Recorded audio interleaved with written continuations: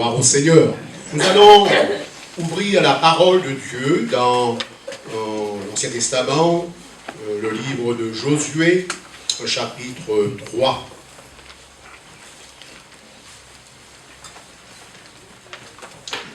Josué, chapitre 3, verset 1er. Nous lirons tout le chapitre attentivement. Il est écrit: Josué s'étant levé de bon matin, partit de Sittim avec tous les enfants d'Israël. Ils arrivèrent au Jourdain, et là ils passèrent la nuit, avant de le traverser. Au bout de 3 jours, les officiers parcoururent le camp et donnèrent cet ordre au peuple: lorsque vous verrez l'arche de l'alliance de l'Éternel, votre Dieu, portée par les sacrificateurs, les Lévites, vous partirez du lieu où vous êtes, et vous vous mettrez en marche après elle. Mais il y aura entre vous et elle une distance d'environ 2000 coudées. N'en approchez pas. Elle vous montrera le chemin que vous devez suivre, car vous n'avez point encore passé par ce chemin. Josué dit au peuple: sanctifiez-vous, car demain l'Éternel fera des prodiges au milieu de vous. Et Josué dit aux sacrificateurs: portez l'arche de l'alliance et passez devant le peuple. Ils portaient l'arche de l'alliance et ils marchèrent devant le peuple. L'Éternel dit à Josué: aujourd'hui je commencerai à t'élever aux yeux de tout Israël, afin qu'ils sachent que je serai avec toi comme j'ai été avec Moïse. Tu donneras cet ordre aux sacrificateurs qui portent l'arche de l'alliance: lorsque vous arriverez au bord du Jourdain, vous vous arrêterez dans le Jourdain. Josué dit aux enfants d'Israël: approchez et écoutez les paroles de l'Éternel votre Dieu. Josué dit à ceux-ci: vous reconnaîtrez que le Dieu vivant est au milieu de vous, et qu'il chassera devant vous les Cananéens, les Héthiens, les Éviens, les Phéréziens, les Guégasiens, les Amoréens et les Jébusiens. Voici l'arche de l'alliance du Seigneur de toute la terre va passer devant vous dans le Jourdain. Maintenant, prenez 12 hommes parmi les tribus d'Israël, un homme de chaque tribu.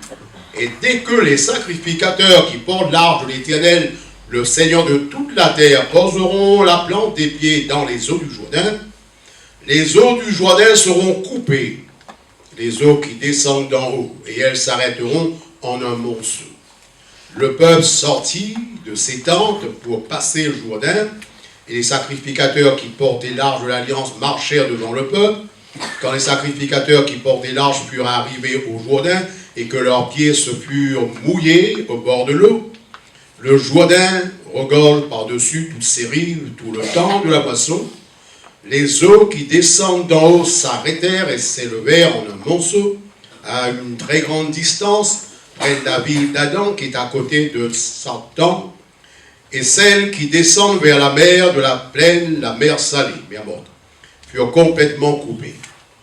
Le peuple passa vis-à-vis de Jéricho. Les sacrificateurs qui portaient l'arche de l'alliance de l'Éternel s'arrêtèrent de pied ferme sur le sec au milieu du Jourdain, pendant que tout Israël passait à sec, jusqu'à ce que toute la nation eût achevé de passer le Jourdain. Il y a eu là un prodige. Le Seigneur a fait au milieu de nous déjà des choses grandes et merveilleuses. Et j'en suis certain, frères et sœurs, le meilleur est devant nous. Nous croyons dans le retour de Jésus. Et nous devons être prêts. Ce texte de l'Écriture nous parle aussi du retour de Jésus et aussi la nécessité pour chacun de nous d'être prêt, car nous ne savons, dit l'Écriture sainte, ni le jour ni l'heure. Ainsi, dans ce texte, les enfants d'Israël ont été appelés à passer le Jourdain pour prendre possession du pays de Canaan, pour posséder un pays merveilleux, pour avoir un chez eux, pour avoir ô combien un plus.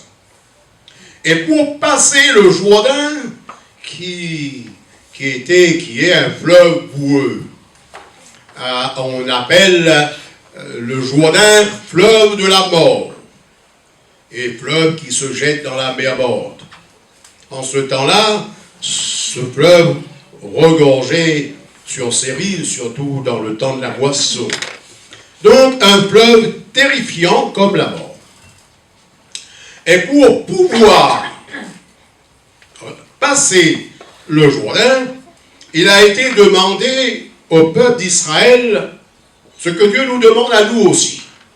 Il leur a été demandé de ne pas être léger, de ne pas être insouciant, inconscient. Il leur a été demandé de ne pas être fanfarons, de ne pas regarder à eux-mêmes, de ne pas compter sur leur propre force. Il leur a été demandé de croire en Dieu. Nous prêchons le salut par la foi. On leur a demandé de placer leur foi en Dieu, de regarder Dieu, afin de voir Dieu agir en leur faveur, afin de voir le miracle. Et quel miracle, le prodige, pour leur permettre, entre autres, de faire une belle expérience avec Dieu. Et le Seigneur désire encore pour nous, pour chacun de nous, il désire nous amener à faire encore de belles expériences avec lui. Et il y a possibilité pour chacun de nous de faire encore de belles expériences avec le Seigneur. Et pour cela, il nous est demandé de regarder constamment vers lui, de l'écouter et de le suivre. C'est ce qui ressort de ce texte. Il leur a été demandé de s'attacher à Dieu, au Dieu puissant, au Dieu d'amour, au Dieu de miséricorde, de grâce, de compassion. Au verset 3, il est écrit, nous l'avons lu, lorsque vous verrez l'arche de l'alliance de l'Éternel, votre Dieu. Lorsque vous verrez. Pour cela, pour voir, il faut regarder vers Dieu. Regarder vers les choses que Dieu nous montre. Ici, Dieu leur a demandé de regarder. Et nous sommes appelés à regarder dans la direction de Dieu, dans la direction de Jésus, dans la direction de la parole de Dieu, dans la direction de l'évangile du Seigneur. Donc il leur a été demandé d'ouvrir les yeux, d'être vigilants. Et nous sommes dans ce temps où nous devons ouvrir les yeux et de regarder les temps dans lesquels nous vivons, les événements, les choses qui se passent, qui nous dépassent, afin de prendre conscience que nous sommes dans le temps de la fin, dans le temps où le Seigneur va agir avec puissance pour tous ceux qui l'appartiennent, pour tous ceux qui sont de lui. Donc, il leur a été demandé d'être vigilants. Regardez l'arche de l'Éternel. Voilée. Mais l'arche de l'Éternel était toujours voilée. Je ne vous apprends rien, vous le savez. Pouvoir regarder l'arche de la présence de Dieu, même si c'était voilé. Eh bien, ça n'a pas été donné à toutes les nations. Ce n'était pas tous les jours qu'on avait cette possibilité. Donc, c'était majestueux, même si l'arche était voilée. Et frères et sœurs, souvent, nous ne mesurons pas. Israël n'a pas mesuré son privilège de pouvoir regarder l'arche de l'Éternel, même voilée. Et nous aussi, frères et sœurs, souvent, nous ne mesurons pas notre privilège, le privilège qui est le nôtre. Nous sommes privilégiés. Nous vivons par la foi dans le Seigneur, dans sa parole. Nous sommes privilégiés, nous sommes enfants de Dieu. Israël Le peuple d'Israël n'a pas apprécié son privilège. Il n'a pas pris conscience de la place que Dieu lui a donnée. L'arche de l'Éternel était d'abord dans le lieu très saint. C'était là sa place. Le lieu très saint, on a déjà parlé, quand nous avons parlé du tabernacle, ça remonte, il y avait une beauté, c'était une image du ciel. Pratiquement personne ne voyait l'arche de l'Éternel. Sinon le souverain sacrificateur une fois par an. Et là, près du Jourdain, ils ont été appelés, tout le peuple d'Israël était appelé à regarder, à le regarder. Non seulement à le regarder, mais aussi à le suivre. C'est un privilège. Et il leur a été demandé de garder une distance entre l'arche et le peuple, afin que chacun ait la possibilité de le voir et de le suivre. Si l'arche était là, juste devant le premier rang, ceux qui étaient derrière n'auraient pas eu la possibilité de le voir. Ainsi, en quelque sorte, l'arche de Dieu disait à chacun, suis-moi. Et ce matin, Dieu s'adresse à chacun d'entre nous. Dieu te dit, toi, suis-moi. Chacun devait regarder vers l'arche de l'Éternel, suivre l'arche du Seigneur, afin de ne pas s'égarer dans le désert, afin de ne pas tomber sous le coup des ennemis, afin de ne pas rester sur un échec. Et ces versets nous rappellent que devant le Seigneur, chacun est responsable de lui-même. Quelqu'un ne pourra pas dire « je me suis perdu parce que mes parents m'ont perdu ». Quelqu'un ne pourra pas dire « je me suis perdu parce que mon mari m'a perdu, m'a éloigné du Seigneur ». Un parent ne pourra pas dire « je me suis perdu à cause de mes enfants ». Chacun est responsable, chacun est appelé à regarder vers le Seigneur, chacun est appelé à suivre le Seigneur. Ici, il était question de suivre l'arche du Seigneur pour être introduit dans une vie nouvelle. Amen. Dans le pays de repos, dans ce pays merveilleux, dans le pays de Dieu, dans le pays de la joie, dans le pays où coule le lait et le miel, nous dit la parole de Dieu.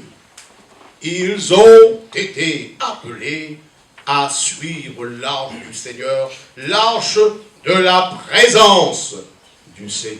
Alléluia. Pour une vie nouvelle, une vie de sanctification, de mise à part pour Dieu, de séparation d'avec l'Égypte en ce qui les concernait, d'avec les peuples du désert. Séparation, ce qui nous concerne, nous, c'est séparation d'avec le monde idolâtre, avec le monde du péché. Au verset 5, Josué dit au peuple, sanctifiez-vous, car demain l'Éternel fera des prodiges au milieu de vous. C'est du sérieux. Disons le contraire, faites n'importe quoi et vous ne verrez jamais le Seigneur faire prodige dans votre vie. Et quand viendra ce moment de l'enlèvement de l'Église, eh bien vous resterez dans l'échec total. J'ai pris dans le sens inverse pour comprendre. Sanctifiez-vous. Sans la sanctification, nul ne verra le Seigneur. C'est important, la sanctification. Dieu est saint. Et il ne peut accueillir dans son pays, dans son ciel, que ceux qui se sont sanctifiés, qui ont eu cette volonté. Donc sans la sanctification, nul ne verra le salut final. Nul ne vivra la vie nouvelle. Nul ne connaîtra le vrai repos. Nul sortira vainqueur du Jourdain en ce qui leur concernait. Nul ne sortira vainqueur de la mort physique en ce qui nous concerne, nous. Nul ne verra le ciel de Dieu. Passer par la mort physique, c'est possible que nous passons tous. Mais avec Jésus, nous sortirons vainqueurs. Et sans le Seigneur, eh bien, nous serons entraînés dans la mer morte, dans la perdition. Il nous faut être avec le Seigneur et de près nous coller à lui, en quelque sorte. Avant de faire un voyage, et nous sommes appelés à faire un grand voyage. Avant de faire un voyage, on se lave, on se purifie. On ne fait pas un beau voyage sans se laver, sans se parfumer.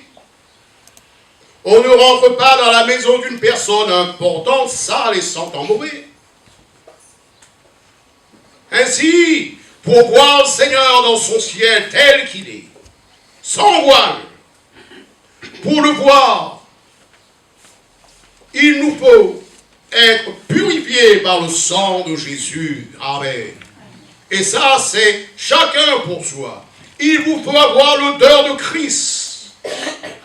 Il vous faut avoir cette odeur de sainteté, de pureté, de vérité, de justice.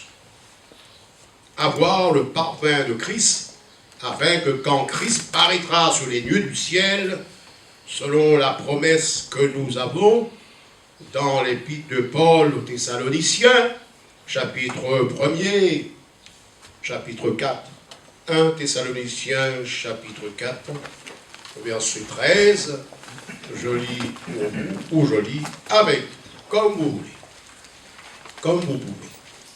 Vous pouvez aussi écouter. Il est écrit,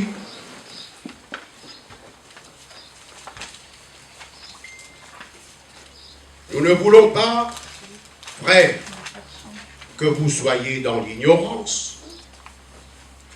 Il faut que personne soit dans l'ignorance au sujet de ceux qui dorment, au sujet de ceux qui sont décédés, au sujet des frères, des sœurs, morts en Christ, décédés dans le Seigneur, dans la foi, afin que vous ne vous affligiez pas comme les autres qui n'ont point d'espérance. Dans le Seigneur, il n'y a pas d'affliction. Il y a la joie en tout temps. Car si nous croyons que Jésus est mort et qu'il est ressuscité, nous le croyons, frères. Croyons aussi que Dieu ramènera par Jésus et avec lui ceux qui sont morts. Voici en effet ce que nous vous déclarons d'après la parole du Seigneur. Nous les vivants restés pour l'avènement du Seigneur, nous ne devancerons pas ceux qui sont morts, car le Seigneur lui-même a un signal donné à la voix d'un archange, au son de la trompette, trompette par le victoire, trompette de Dieu descendra du ciel et les morts en Christ ressusciteront premièrement. Amen. D'abord les morts en Christ. D'abord ceux qui sont en Christ. Les autres, on verra après. Ensuite, nous les vivants qui serons restés, nous serons tous ensemble enlevés avec eux sur des nuées à la rencontre du Seigneur dans les airs. C'est formidable. Et ainsi, nous serons toujours avec le Seigneur. Il y a la consolation dans la parole du Seigneur. Consolez-vous donc les uns les autres par ces paroles. Voilà, c'est une parole de consolation. Nous avons ici d'encouragement, de demeurer ferme, de nous attacher pleinement au Seigneur. Amen. Donc nous serons enlevés avec le Seigneur sur les lieux du ciel pour y être toujours. Nous partirons avec le Seigneur étant de lui. Voilà. Par son esprit en nous, nous serons attirés à lui. Un peu comme le ver est attiré par les vents, ça va se passer en un clin d'œil. Et bien, tout d'un coup, nous partirons avec lui. L'important, c'est que nous ayons toujours nos yeux fixés sur Jésus. L'important, c'est que nous le suivons dans l'obéissance à sa parole. L'important, c'est que nous veillons à notre vie de sanctification afin d'être prêts quand sera le jour et l'heure du départ pour le ciel. Je pense que vous n'avez pas eu de mal à comprendre que l'arche de l'Éternel est une image de Jésus. Voilà. L'arche de l'Éternel était l'ombre des choses à venir, la réalité est en Christ. L'arche dans le lieu très saint, vous savez, c'était là sa place. Caché de tout, personne ne le voyait pratiquement. Nous rappelle que Jésus, avant son incarnation, avant d'être vu des hommes, avant Bethléem, l'Écriture nous dit Jésus existait en forme de Dieu. Philippiens chapitre 2 verset 6 dit Christ existant en forme de Dieu n'a pas regardé comme une proie à arracher d'être égal avec Dieu, mais il s'est dépouillé lui-même en prenant une forme de serviteur, en devenant semblable aux hommes. En devenant semblable aux hommes, nous permettant de voir Dieu d'une manière voilée, évidemment. Dans le désert, le tabernacle et la tribu de Lévi, qui était au service du tabernacle, étaient au milieu du peuple, au centre des 12 tribus. Et cela nous rappelle les paroles de Jésus dans Matthieu chapitre 18, verset 20, « Quand 2 ou 3 sont assemblés en mon nom, je suis au milieu d'eux. » Amen. Le peuple d'Israël, qui a été appelé à regarder l'arche à une certaine distance, et ensuite à le voir de plus près, je ne sais pas exactement la largeur où il pouvait passer. Toujours est-il, l'arche s'est arrêtée dans le lit du Jourdain, au milieu du Jourdain, permettant à tout Israël, qui était nombreux, parents, enfants et bébés, il y avait même des troupeaux, des personnes âgées. S'il est vrai que la Bible dit ils se sont hâtés de passer, voilà, ils sont empressés de passer, mais il a fallu quand même un temps. Et là, ils ont pu certainement, pour beaucoup, voir l'arche de plus près. L'arche de l'Éternel voilée. Donc, l'arche du Seigneur arrêtée pendant et permettant le passage de tous les croyants d'Israël, eh bien, nous parle de la croix de Jésus, où Jésus mourut pour nous permettre de passer outre le jugement de Dieu. Oh, le Jourdain était toujours là, je veux dire, il était toujours là, mais Israël a pu passer par-dessus en quelque sorte. En quelque sorte, quoi qu'il est passé dans le lit du Jourdain. Mais ça a permis à Israël de passer outre, eh bien, cette puissance de la mort. Le salaire du péché, c'est la mort. Qui est la mort? L'arche est arrêtée dans le Jourdain. On parle de Jésus qui a passé 3 jours et 3 nuits dans la mort pour permettre à tous ceux qui croient en lui, qui le suivent, qui l'obéissent, de passer outre la mort, de passer en vainqueur la puissance de la mort. Ainsi, à l'instar du peuple d'Israël, passant le Jourdain, passant le fleuve de la mort qui a été mis à sec, passant ce fleuve de la mort qui a perdu de sa puissance, en regardant l'arche de l'Éternel voilée. Et dans Romains chapitre 6 et le verset 9, il y a un verset intéressant, comme tous les versets de l'Écriture sont très intéressants. Je lis pour vous, chapitre 6, verset 9. Il est dit, sachant que Christ ressuscité des morts ne meurt plus, la mort, elle n'a plus de pouvoir sur lui, car il est mort. Et c'est pour le péché qu'il est mort, une fois pour toutes. Il est revenu à la vie, et c'est pour Dieu qu'il vit. Ainsi vous-même, regardez, vous comme morts au péché, comme vivants pour Dieu, en Jésus-Christ. Amen. Gloire au Seigneur. Cela nous rappelle Jésus, par sa mort et sa résurrection, il a vaincu la mort pour toujours. Voilà. Pour toujours, il a vaincu la mort pour nous. L'arche voilée nous parle de Dieu, sa sainteté. Il a quitté le ciel de gloire. Il est venu au milieu des hommes, en la personne de Jésus, voilé dans un corps d'homme, voilé dans le corps de Jésus. Nous allons lire, ou je lis pour vous, Jean chapitre 14 et le verset 8.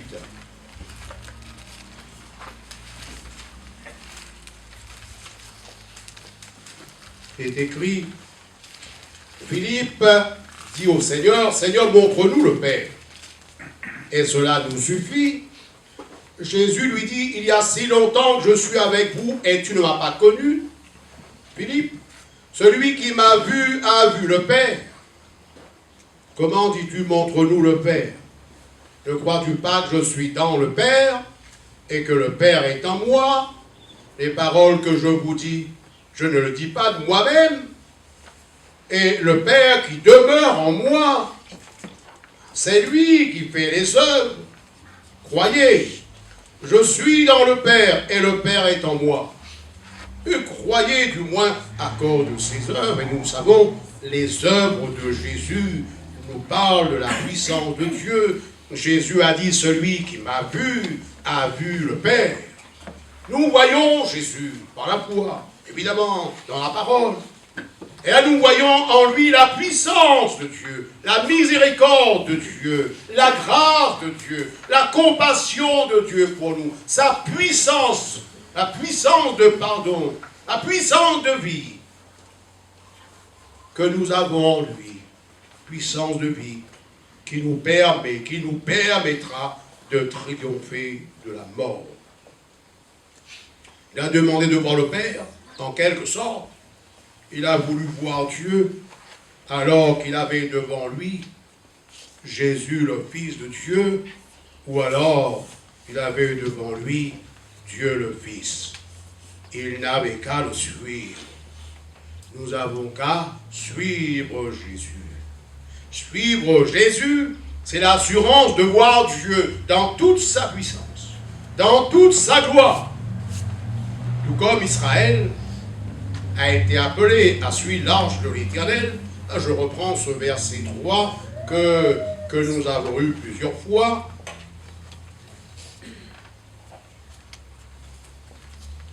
Et lorsque vous verrez l'arche, l'alliance de l'Éternel, votre Dieu, porté par les sacrificateurs et les Lévites, vous partirez du lieu où vous êtes et vous vous mettrez en marche après elle. Vous êtes appelés à suivre Jésus, comme il a appelé bien d'autres avant nous.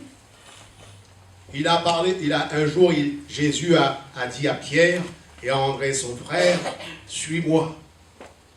Une autre fois, Jésus a dit à Jacques et Jean son frère, suis-moi. Une autre fois, il a appelé Matthieu qui était assis au lieu de péage. Il lui a dit, suis-moi. Et depuis, Jésus a appelé une foule immense à le suivre. Jésus vous a appelé à le suivre. Ce matin, il vous appelle à le suivre.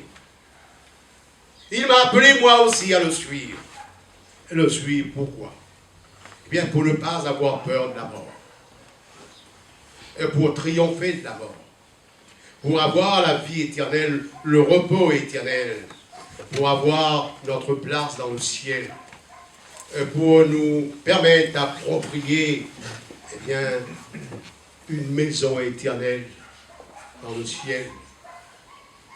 Le ciel de Dieu est bien meilleur que la terre. Sur la terre, tout est passager. Et au ciel de Dieu, nous sommes appelés à vivre un éternel bonheur. Vous voyez que ces passages que nous avons lus, Israël dans le désert, face au Jourdain, et juste après le Jourdain, Jéricho, qui n'était pas non plus facilité. Donc, dans la vie, même des croyants, des obstacles, il n'en manque pas.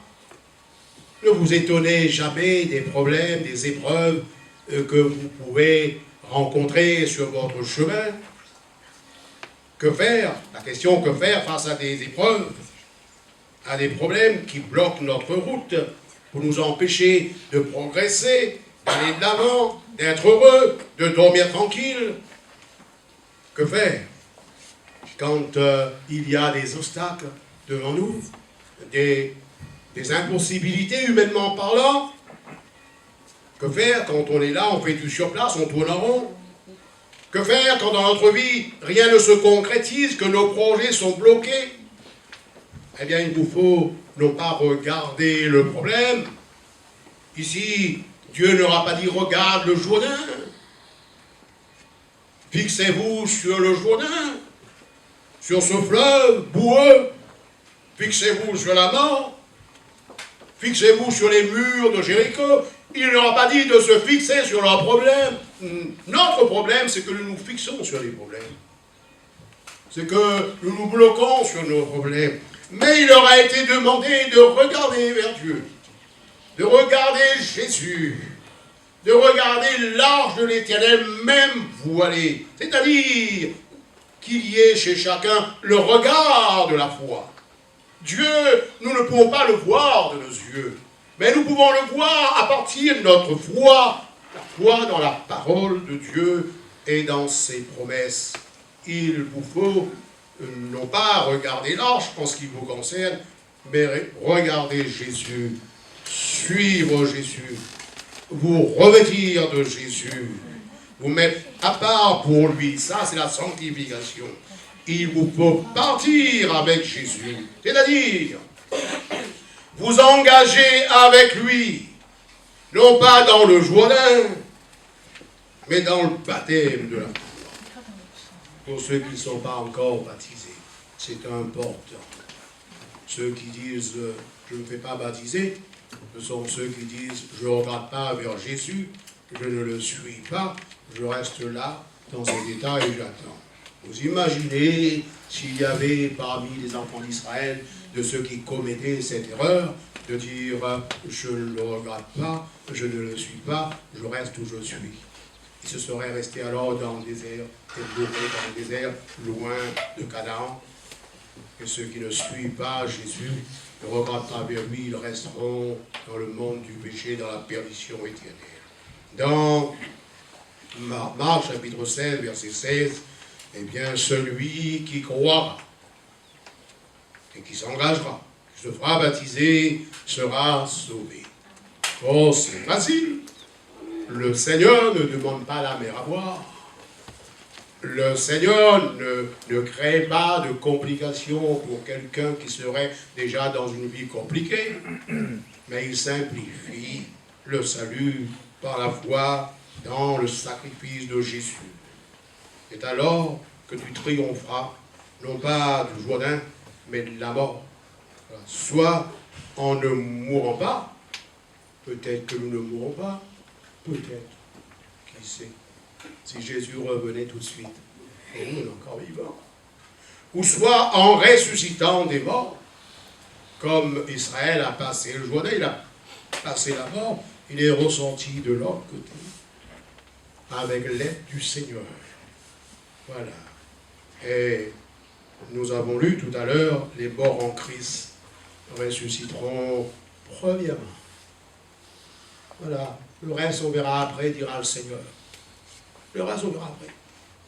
Mais ceux qui sont morts à leur vie de péché, à leur vie selon le monde, ceux qui sont morts en Christ, eh bien, premièrement, ceux qui sont morts en Christ. Le Seigneur dit premièrement. Et ça, c'est formidable. Ça, c'est à considérer. Il mettra en premier ceux qui auront cru en lui, ceux qui seront engagés avec lui, ceux qui l'auront suivi. Ceux-là, à son retour, ils seront en lui. En un clin d'œil. Avec lui. Et ce sera ô combien merveilleux. Ce sera l'occasion de célébrer le Seigneur, de le louer, de le rendre grâce comme on n'a jamais fait.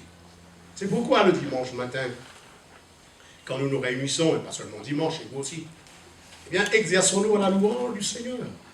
Parce que nous sommes appelés à la louange du Seigneur, à louer le Seigneur, à adorer le Seigneur. Et plus nous allons le louer, plus nous serons exercés, plus il y aura des louanges, jusqu'au jour où nous serons avec lui. Alors là, ça sera formidable. Prions le Seigneur, remercions le Seigneur pour cette promesse, cette bonne promesse que nous avons dans sa sainte parole. Et réjouissons-nous en Christ. Soyons prêts pour le ciel. Soyons prêts pour le retour de Christ sur les lieux du ciel. Seigneur.